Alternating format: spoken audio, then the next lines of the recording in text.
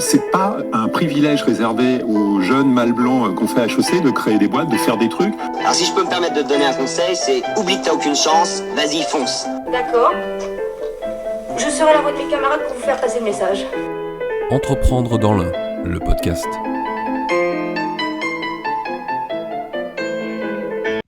Bonjour Angelica. Bonjour Thomas.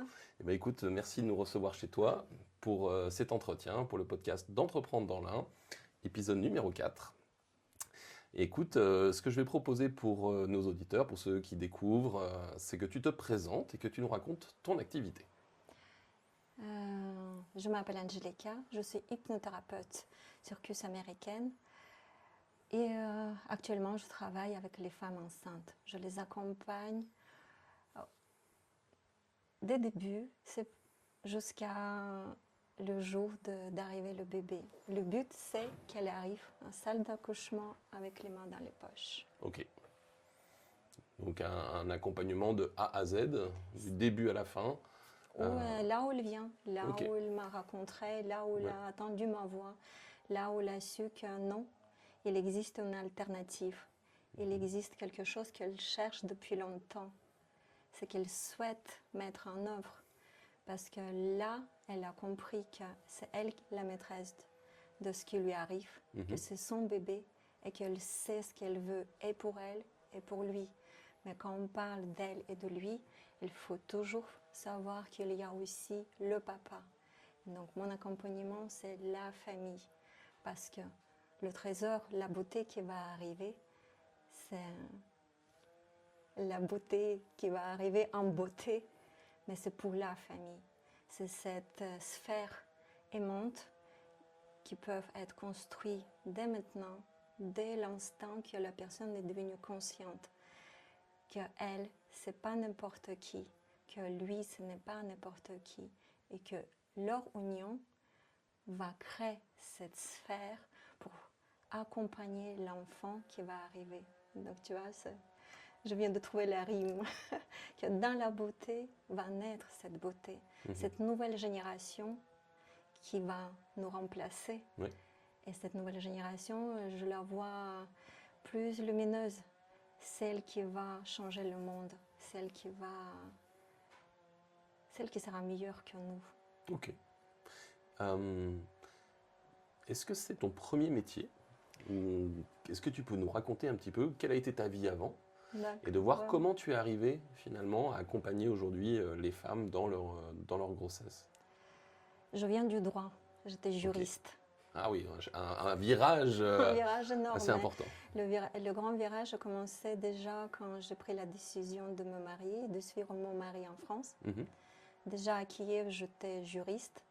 J'ai commencé la pratique, j'ai commencé à travailler, j'ai pris la direction vers les études pour devenir l'avocat.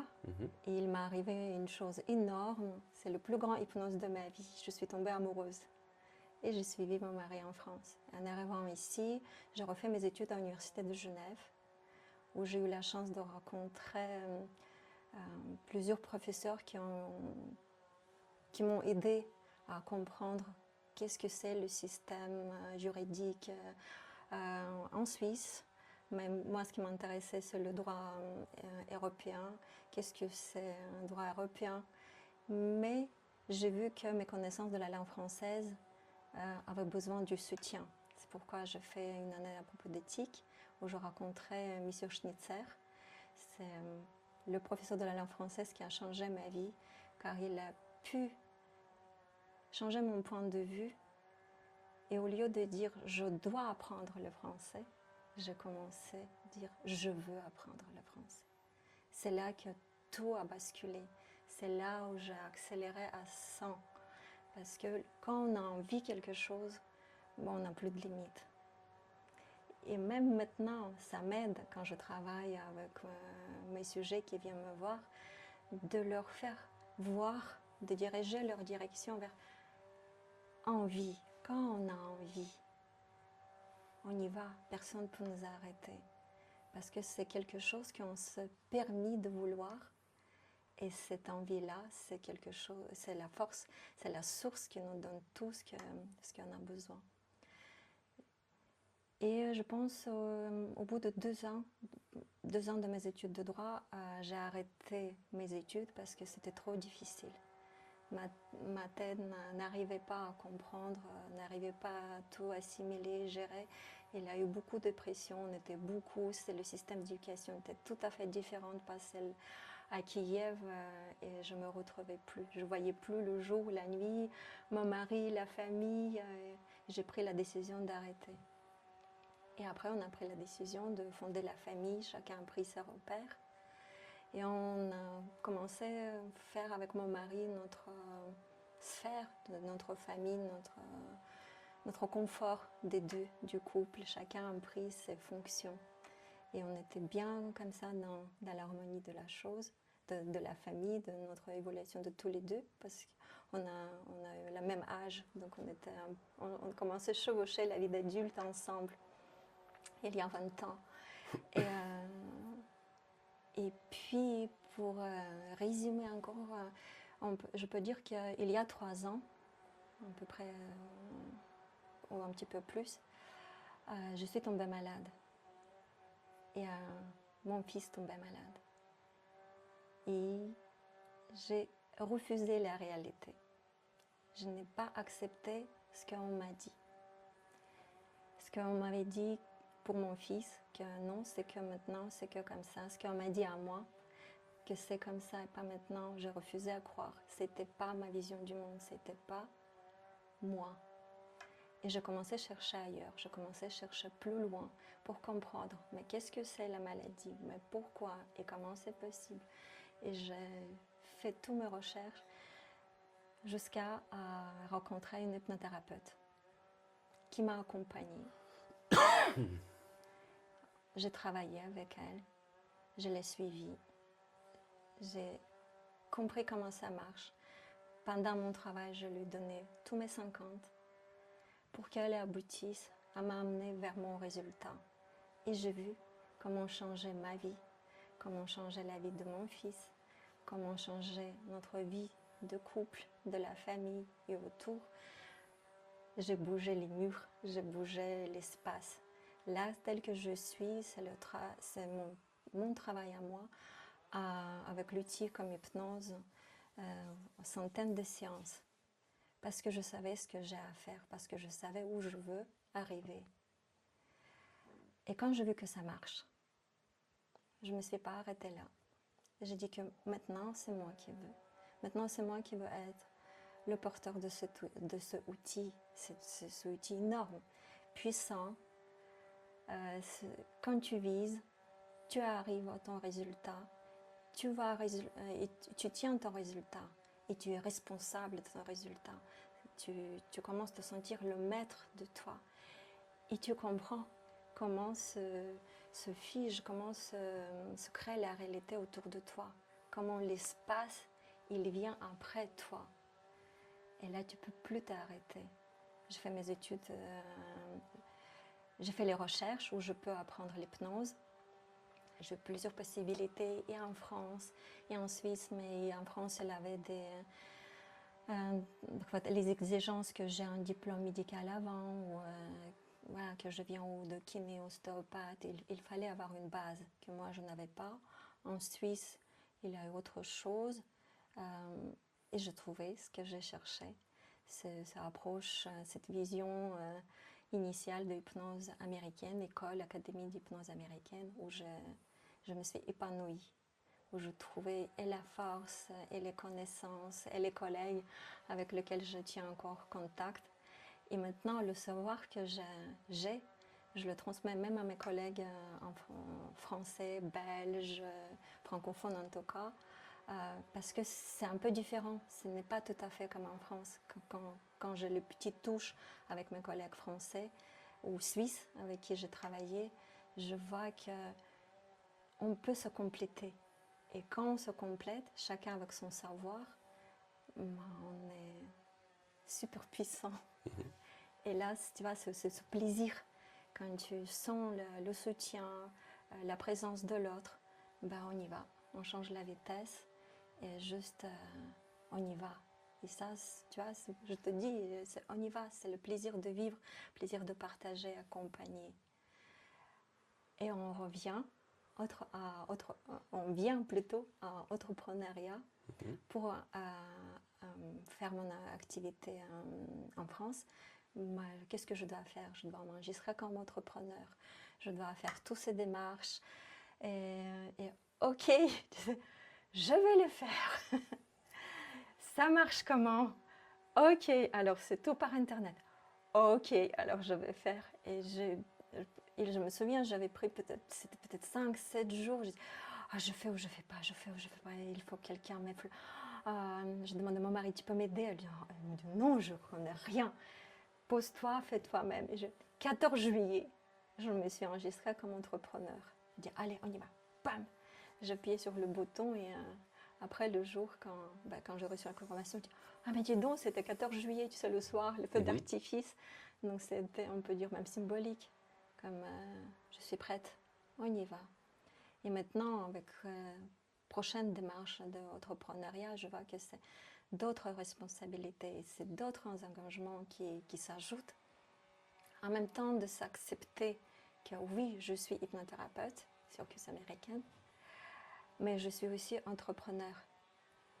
Je dois aussi penser à marketing, je dois aussi apprendre à parler, je dois aussi apprendre à assister comme cette petite goutte dans la même destination pour dire oui, je suis là, oui, je vous vois, je vous attends et écoutez-moi. Je peux vous proposer une alternative. Elle existe. La différence entre moi et les femmes qui peuvent m'écouter, c'est juste que je fais le travail qu'elles n'ont pas fait encore, juste avant elles, il y a 2 ans. Donc, je peux garantir le résultat. Je sais par quoi j'ai passé, c'est pourquoi je sais où je vais les amener. Je sais comment je vais les guider, comment je vais montrer l'alternative qu'elle existe, comment je peux suggérer, donner les suggestions comme copilote, mais c'est toujours à elle qu'il faut choisir. C'est elle qui va mettre en œuvre. C'est elle qui sera en contact avec son subconscient, avec ses ressentis, avec ses émotions. Et c'est dans ses responsabilités à elle de choisir ce qui est à elle et de mettre en œuvre. Et donc le travail dans l'état d'hypnose, je répète, c'est le travail. C'est le travail des deux personnes qui sont là. Une qui arrive, qui cherche le résultat, et son résultat, elle a besoin là maintenant. Moi, comme son guide, moi j'aime bien dire copilote, parce qu'on crée la connexion. Moi, à travers mon expérience, à travers mon savoir, moi, je vais la amener vers les alternatives qu'elle doit choisir pour elle. Moi, je n'ai pas d'accès à son subconscient. Je n'ai pas d'accès à ses ressentis. C'est elle, à travers la confiance qu'elle a en elle, à travers le contact qu'elle va créer dans l'état de transe avec son subconscient, qu'elle va me transmettre les clés. Elle est toujours consciente. Elle est toujours... n'importe quel moment, elle peut ouvrir les yeux. Et c'est ce que j'attends d'elle, qu'elle me transmet, qu'elle travaille. Ce n'est pas comme chez une masseuse, relax, et on attend, quelqu'un vous guide, quelqu'un vous dit comment faire. Non. Là, tu sais, qu'est-ce que c'est l'hypnose? L'hypnose, c'est un outil entre science et de l'art. Et grâce à leur mariage, un état de transe. Tu sais qu'est-ce que c'est l'état de transe? Oui, mais peut-être ça peut être intéressant pour ceux qui nous écoutent. L'état de transe, tu sais, c'est cet état de notre cerveau quand on dort, où se limite là où on commence à s'endormir. Et on descend dans nos profondeurs, dans cette beauté de relâcher, de s'endormir. Cet état-là, je vais basculer, là et maintenant. Parce que c'est dans cet état-là qu'il y a beaucoup de choses qui sortent. Et c'est ici que je vais te donner les suggestions que toi, tu vas les mettre en œuvre. tout cela égale le résultat. Il faut 3 choses pour que ça marche. La détermination de la personne, c'est là, maintenant. Tu sais qu'est-ce que c'est être déterminé? C'est quand tu as envie de faire pipi, imagine, tu as envie de faire pipi. Mais devant la porte de la toilette, il y a ton chien, ta fille, ta femme, tes copains, ta maman, un meuble, je sais pas, un tabouret. Mais tu as envie de faire pipi. Tu ne peux plus attendre. Tu vas faire tout, tu vas virer tout le monde de ton chemin pour arriver aux toilettes et pour faire ton pipi. Voilà ce que ça veut dire, vouloir le résultat. Tu veux ce résultat-là et maintenant, pas demain, maintenant. Première chose. Deuxième chose, c'est la confiance. La confiance que tu amènes quand tu as trouvé ta personne, ton guide, ton copilote. Tu viens et tu lui donnes tes 50% de confiance. Elle, moi, à travers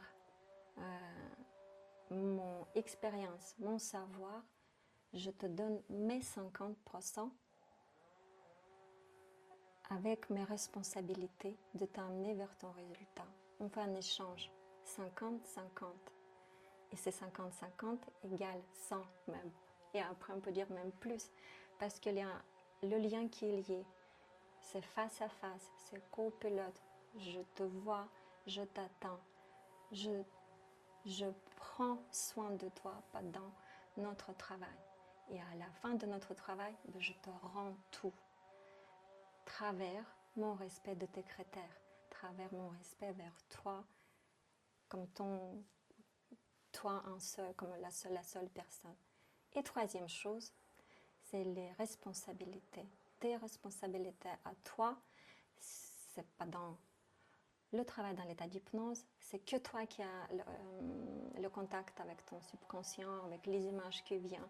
Ton subconscient va toujours s'ajuster à toi, à ton monde intérieur à toi. Moi, je ne peux pas connaître, le savoir. Par exemple, si tu vois un livre, ou tu vois un petit diable, ou tu vois un chat, ou si je te pose la question, quelle pomme tu vois? Si tu me dis, je vois une pomme rouge croquante, pour moi, c'est une information importante. Mais si en réalité, tu as vu une pomme pourrie avec un verre, mais tu n'as pas osé de me le dire, il n'a pas de... Tu ne reçois pas la bonne information pour avancer. Oui, et du coup, tout le monde est perdant. Toi, tu es perdant parce que tu ne vas jamais arriver à ton résultat. Moi, je suis perdante parce que tout mon investissement que je fais dans ton résultat sera foutu. Alors, ce n'est pas la peine qu'on perd le temps. Donc, dès que la personne elle dit « je ne sais pas, je ne vois pas », pour moi, tout de suite, c'est un signal qu'elle n'est pas prête. Tant qu'elle n'est pas prête, ce n'est pas la peine d'accélérer, ce n'est pas la peine d'enfoncer. C'est jamais, on ne taille jamais la personne, on ne travaille jamais sur personne. Dans l'hypnose, mon approche à moi, c'est ce que moi je vois, c'est comment j'ai travaillé, comment je travaille avec moi. Tu vois, c'est toujours avec moi, pour moi, toujours avec le bien-être, parce que tout ce qui se passe, c'est toujours pour toi. On ne peut pas forcer. Dès que tu forces, tout de suite, ça ouf, attendez, pas d'intrusion, parce que pour nous tous, c'est important de garder notre sécurité, cette sécurité à la distance de la main, aussi la sécurité l'image que nous avons à l'intérieur de nous. Moi, je peux te connaître en s'appuyant sur mon intérieur. Et je peux voir ton extérieur, à travers mon intérieur, tu vois? Oui. C'est la question que mon expérience amène des filtres dans ma manière de ce que je vois de toi, finalement. En quelque sorte. Et je ne vois que l'extérieur, c'est-à-dire qu'il n'y a que toi qui peux voir ton intérieur, il n'y a que la patiente qui verra ce qu'il y a à l'intérieur, en fait. Donc cette fausse image que pendant le travail dans l'état d'hypnose, il y a une intrusion, c'est un danger, que l'hypnose peut me modifier, comment tous ces préjugés me faire du mal. Moi, je dis, mais et si c'est le contraire. Si c'est le travail dans l'état d'hypnose vous permettra d'enlever toutes les illusions que vous avez de vous. C'est déjà la première étape. Et après, parce que je travaille avec les femmes enceintes, de quoi je leur parle dès le début, c'est ici, les peurs que vous avez, vous ne nous appartiennent pas tout court. Ici, la douleur que vous avez peur, en fait, c'est juste un guide. Et quelle différence entre j'ai mal ou je ressens la douleur? Tu vois, cette base-là, déjà à revoir pour retrouver son socle à elle. Quand le socle, n'importe qui, pas que de la femme enceinte, même le socle de moi, quand mon socle est solide, je peux m'appuyer sur mon socle qui va me permettre de créer les nouvelles pensées. Les nouvelles pensées vont m'aider à créer les nouvelles actions. Et mes nouvelles actions vont créer ma nouvelle réalité. Mais pour ça, il faut avoir le socle solide, propre. Tant qu'on n'a pas de socle solide, propre, je veux sous-attendre, sans illusions, sans les peurs, sans les préjugés, quand on se retrouve, quand on se comprend nous-mêmes, ben là, on peut avoir beaucoup de choses, on peut construire beaucoup de choses, et très vite. À 3 ans, je me suis construit. À 3 ans, j'ai trouvé ma voie. À 3 ans, je sais ce que j'ai à faire. Et pour moi, c'est énorme. Je peux travailler jusqu'à 11 h du soir, et mon mari me demande « Tu n'es pas fatiguée ?» Je dis « Non, donne-moi encore. » Parce que c'est l'envie. Quand tu fais quelque chose bien, ça revient, c'est un cercle. Tu donnes, tu reçois, tu donnes, tu reçois. Mais je crois que je suis partie du sujet d'entrepreneuriat. Voilà, quand je dis tu donnes, tu reçois, ben voilà le point essentiel que oui, on est thérapeute. Mais on devient entrepreneur parce que dans notre société, on apprend le marketing. Et le marketing, il nous amène vers le fait clair, net, standard dans notre société d'échange. L'accompagnement contre comment dire, la façon la plus facile, la façon énergétique plus claire, c'est un échange financier. Pour que moi, en face, je puisse m'appuyer pour avoir ma base d'activité, ma base financière pour aller encore plus loin. Comme par exemple, aller approfondir, mais qu'est-ce que c'est la nouvelle médecine germanique? Mais comment elle peut m'aider? Et qu'est-ce que ça va m'amener pour prospérer, pour amener encore plus de savoir aux personnes qui viennent me voir. Et pour ça, ben, il faut du temps. Et comment on arrive à souffrir ce temps-là? Ben, c'est avec marketing, avec entrepreneuriat, où on apprend à gérer nos finances avec tout en honnêteté. Peut-être pour revenir un peu plus justement sur la partie de l'entrepreneuriat, etc. Tu es installé donc dans le Val-Romais, oui. À côté d'Artemar, mais par contre, ce que tu m'as dit hors antenne, avant le début de l'entretien, c'est que toi tu travailles principalement à distance, c'est ça? Bah maintenant, depuis le mois de janvier, j'ai vu qu'il y a beaucoup d'avantages de travailler en ligne. La personne, elle est chez soi. Et pour travailler dans l'état d'hypnose, la question de sécurité est très importante. Pour que la personne, elle se sente en sécurité. Et alors, c'est chez soi, là où la personne, elle connaît son environnement, les odeurs de sa pièce, son coussin, son drap. Là, elle peut s'effaler sur son canapé, où elle se sent plus en sécurité. Elle n'a pas de route à prendre, pas de voiture, pas de stress de la routine, arriver, laisser la voiture sur parking, voir mon chien derrière la grille qui aboie. Elle est chez elle, en sécurité, dans le lieu qu'elle connaît. Ok. Et j'ai eu beaucoup d'avantages, et même les personnes que j'accompagnais avant sur place, les dernières séances où je les ai accompagnées, elles étaient enchantées. Parce que ça donne aussi la discrétion. Personne ne la voit, elle est chez elle. Tu vois, certaines, la même chose, on retrouve cette peur, ces clichés Je vais pas bien parce que je m'adresse chez un hypnothérapeute ou comme je vais chez un docteur. Mais là, elle est chez elle, personne ne sait qu'est-ce qu'il fait. Elle est chez elle, elle se repose, elle est en sécurité. Elle s'occupe d'elle, elle s'offre de l'amour parce elle prend soin d'elle pour arriver à son but qu'elle a choisi. Ok. Et donc toi, tu es installée, tu t'es mise, donc tu as créé ta structure juridique, justement, tu disais, pour pouvoir avoir ton activité professionnelle. Est-ce que tu trouves que, justement, tout à l'heure, tu as expliqué un petit peu, tu hésitais à te lancer, c'était quelque chose sur lequel tu te posais beaucoup de questions, tu n'étais pas sûr, etc. Le 14 juillet, tu as déclenché, tu as appuyé sur le Allez, bouton. j'appuie. Voilà.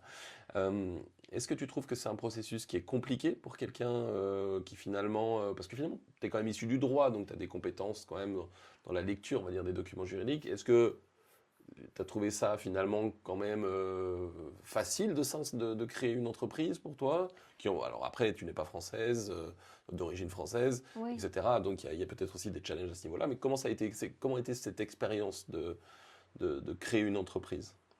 Prendre la décision, c'est comment cette décision, allez, je m'enregistre et j'y vais. C'est les responsabilités de bien faire le compte, quand les finances arrivent, de le déclarer et puis dire, allez, je commence à payer les impôts maintenant de cette activité-là comme ça, de se dire, je me lance et je vais voir, je vais apprendre. Parce que certes, les facilités de créer, de faire tout par Internet, on peut dire c'est facile, il faut juste bien lire et faire point. Mais il suffit que tu appuies sur quelque chose et tu valides mal. Après, c'est impossible de corriger. J'avais fait déjà plusieurs fois les lettres, mais est-ce qu'on peut modifier, mais est-ce que c'est bien, pourquoi c'est comme ça, personne ne me répond. Peut-être, tu vois, s'il avait cet accueil d'entrepreneuriat où je peux prendre mon téléphone, mon iPad et aller dire, mais excusez-moi, est-ce que vous pouvez m'aider? Tu vois, ça peut être aidé. C'est facile de s'enregistrer, mais c'est difficile après de prendre les repères. Alors qu'est-ce que tu conseillerais à quelqu'un qui veut se lancer? On n'a pas beaucoup d'outils. Se lancer. Ouais. Se lancer, après persévérer, de ne pas s'en décourager, continuer, naviguer. Après, je suis sûre que là, la déclaration d'impôt qui va arriver, que je serai attendue. S'il y a des erreurs, je pourrai les modifier. Cette confiance-là, j'ai. Ce qui me déstabilise un peu dans toute cette démarche, c'est j'aime quand tout est clair, j'aime quand tout est posé. Donc, tu vois, c'est pour ça que je t'avais demandé est-ce que je peux m'adresser parce que j'ai ces deux questions-là que j'aimerais bien les poser. Tu vois, pour libérer l'espace dans la tête qui me prend un peu, tu sais, comme le petit point d'interrogation. Attends, tu as ça à régler, à mettre en place. Ok. Et quelles ont été tes peurs, peut-être les principales, au moment où tu t'es dit je vais changer de vie? Je bascule entre un parcours qui est qui a une notoriété, une certaine notoriété, de faire du droit, d'être avocat, choses comme ça, et tu te dis je pars de ça et je bascule complètement dans une activité d'entrepreneuriat où je vais finalement accompagner des gens en thérapie, etc. Mais c'est très loin d'une vie d'avocate, d'une vie dans le droit, etc. Est-ce que tu as eu des moments de doute dans ce passage? Non. Est-ce que tu peux nous parler de comment ça s'est fait? Parce que tout à l'heure, tu nous as dit que tu as eu une sorte de compréhension, mais est-ce que tu peux nous en dire plus un petit peu de cette bascule, finalement, de ta vie d'avant à ta vie d'aujourd'hui? La vie d'avant, c'est, tu sais, grâce au fait que j'étais juriste, ce que je retiens toujours, les lois changent. Ce qu'il faut savoir, c'est savoir lire les lois, savoir lire entre les lignes. Ce qui m'aide aussi quand je prends le nouveau livre de hypnothérapie ou d'autres choses, et de savoir lire, savoir trouver une formation. S'il y a une personne qui me pose la question, ah, mais je vis ça actuellement comme ça me perturbe, je veux trouver une solution. Si je ne sais pas, je vais pas oser de dire, je vais me renseigner et je reviens vers vous. Ça, c'est quelque chose qui vient de mes racines de juriste. Quand on ne sait pas, on s'arrête. On prend une formation, on regarde qu'est-ce que ça nous apporte et après on y va. Le travail de juriste, c'était aussi, tu sais, même là je te parle, je me souviens la maman avec sa petite fille qui est venue me voir à Kiev, qui cherchait les solutions, c'est savoir écouter, savoir attendre, qu'est-ce que la personne elle veut, et après trouver une solution pour elle. Là quand je te parle, je pense qu'il y a ici, dans ce que je fais maintenant, il y a ça aussi. Il y a beaucoup de similitudes finalement entre les deux. Oui, finalement, grâce à ta question, je vois que c'est pas tout à fait différent.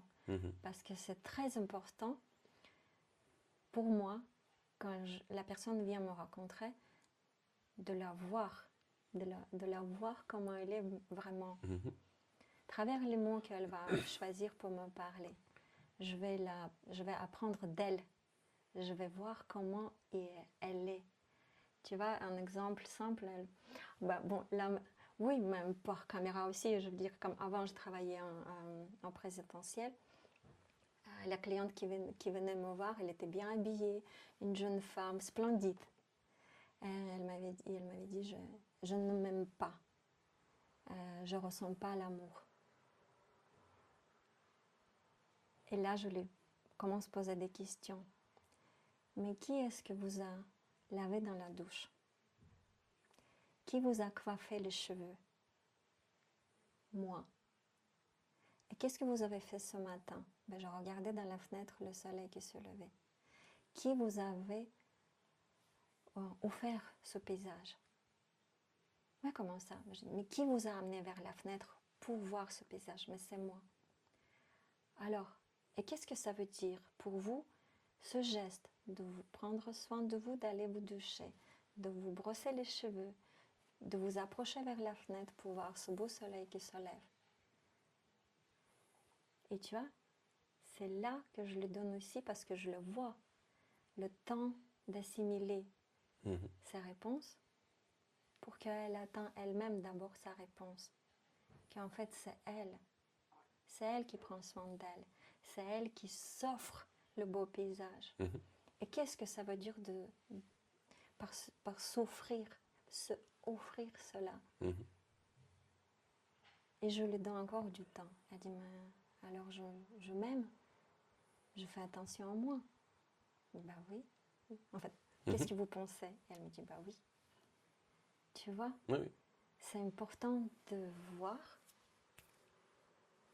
d'atteindre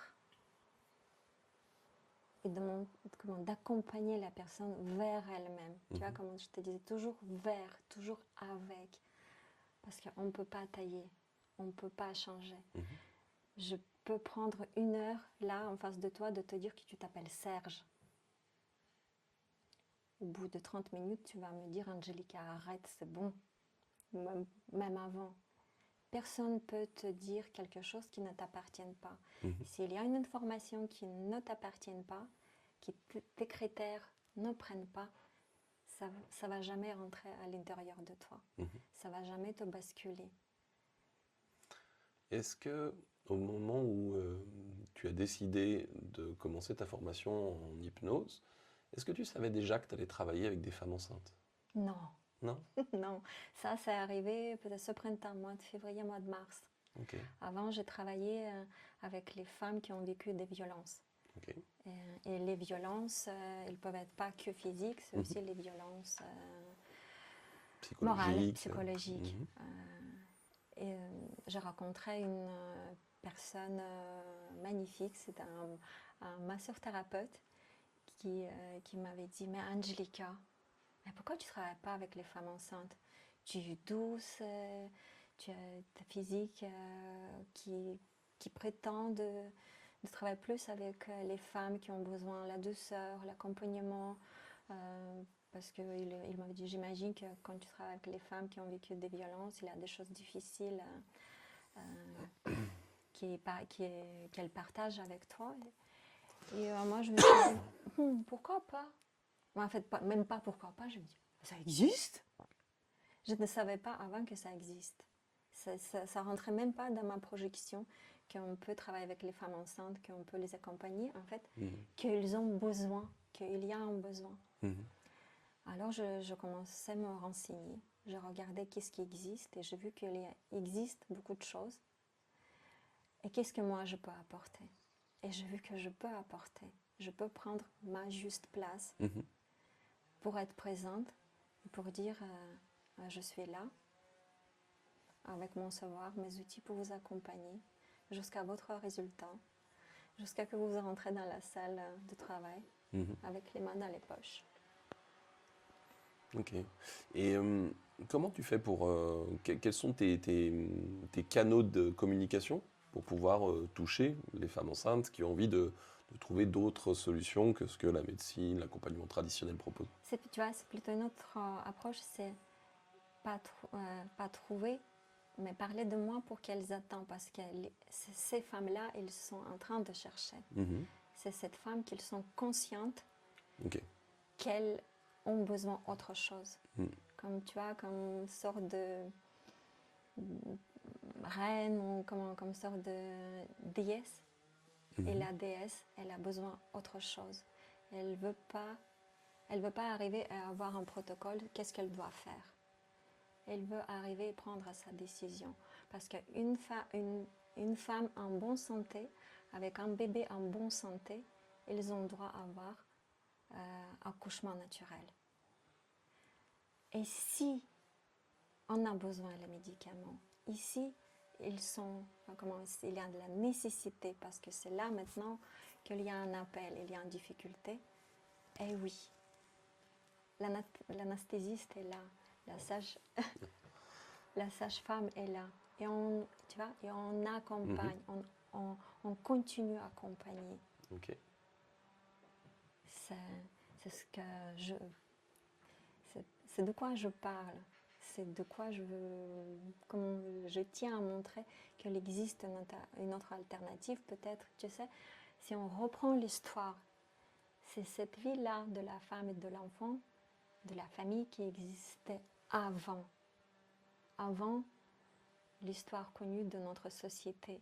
Parce que si on reprend l'histoire, ou si on prend les plus grands comme ça, je ne sais pas, ça me vient dans la tête, Aristote, par exemple, si on reprend ses travaux de médecine, il ne parle pas des douleurs d'accouchement. Mais pourquoi? Tu vois, déjà comme ça. Ok, très bien. Aujourd'hui, si tu regardes finalement la manière dont ton activité d'entrepreneur se met en place, est-ce qu'il y a des choses que tu voudrais... est-ce qu'il y a des choses sur lesquelles tu aimerais travailler plus particulièrement par rapport à ton activité, par rapport aux aspects concrets de l'entrepreneuriat?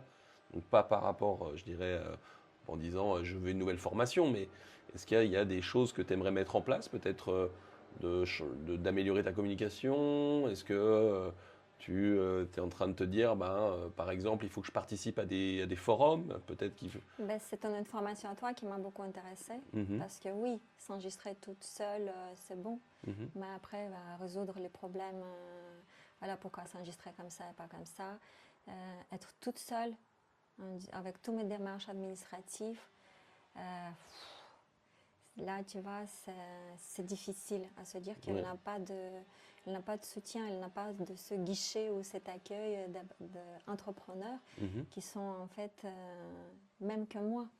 Oui, je suis hypnothérapeute sur ce circus américain. Lui, il est menuisier, elle est esthéticienne. Mais on a un seul squelette de marketing, de comment on s'inscrit dans l'État, et cette grande machine qui est État. Au niveau de l'administration et tout ça. Voilà, d'échanges avec les impôts, les papiers, tout ça. Ici, je trouve qu'il y a un manque. Ok. Et c'est ce qui m'a plu dans ton initiative, c'est de rassembler les entrepreneurs, qu'on soit déjà la première chose après notre première réunion des entrepreneurs en Champagne-en-Valloromée, juste le fait de savoir qu'on est déjà 10 ici à côté, ça donne assurance qu'en fait je ne suis pas seule à galérer ou à avoir l'inquiétude que peut-être j'ai enregistré mal mon papier. Et après, deuxième chose, de dire, ah mais alors je peux demander à Thomas ou je peux demander, je sais pas, Thierry, comment je peux faire. Ou lui, il se débrouille avec les sites internet, alors je vais lui poser la question. Tu vois, il y a plus de confiance parce qu'en fait, il est aussi comme entrepreneur et il est là. Et lui, il me pose la question, écoute, tu sais, je sais pas, mon fils, il est un peu, il n'arrive pas à gérer les émotions. Je dis, écoute, et si tu regardes comme ça, tu vois, cette petite... C'est pas échange, mais déjà, tu vois, c'est comme mise en point qui aide. Juste faire le lien comme ça. On est là. Parce qu'Internet nous offre beaucoup de choses. Mais après, dans le concret, nous, les humains, on reste toujours les mêmes. On a envie d'avoir le contact qui nous crée plus de proximité. Bien sûr. Et là, je te sollicite, continue, parce qu'on a besoin de ça, cet appui-là. Et j'attends avec impatience. Alors, il est quand le prochain rendez-vous? Et alors, qu'est-ce qu'elle va avoir plus de concret? Parce que là, moi, j'ai envie. Est-ce qu'il y a une chose que tu aurais envie de partager avec quelqu'un qui veut se lancer dans l'entrepreneuriat? Un message que tu aurais envie de laisser pour des gens qui, justement, se posent des questions et ont envie peut-être de devenir entrepreneur? Qu'est-ce que tu aurais envie de leur dire? Se lancer et de ne pas avoir peur. Oui, c'est un engagement. Oui, il faut payer les impôts. Mais derrière tout ça, il faut savoir que ça permet d'avancer. Ça permet d'aller encore plus vite. Pas se cacher, pas économiser 5 euros ou 10 euros par là, mais tout simplement aller tout droit. Plus vous allez sûr de vous-même, plus vous allez tout droit, plus vite ça serait. Il faut juste après changer les vitesses et continuer dans la même direction. La peur, elle ne peut pas exister quand vous savez ce que vous voulez. Quand vous vous permettez de le vouloir, vous dites, ok, j'y vais. Il faut payer comme ça au début, j'y vais. Et je vais voir. Et après, je sais que je serai soutenue. Après, je sais que je ne vais pas abandonner. Oui, je sais que ça sera difficile. Oui, j'ai la chance que je suis accompagnée, que je suis à côté de mon mari. Actuellement, quand mon activité n'est encore pas bien installée. Mais je change la vitesse et j'y vais. Tout ce que je peux dire, lancez-vous. Allez-y. Déjà, nous, 10, 15, on est là. On sera là. Venez voir, venez chercher les entrepreneurs de l'an. On sera là. Chacun va apporter quelque chose qu'il connaît. Mais il ne faut pas avoir peur de dire que je suis entrepreneur. Je commence mon activité. Je vais payer les impôts. Je vais m'organiser.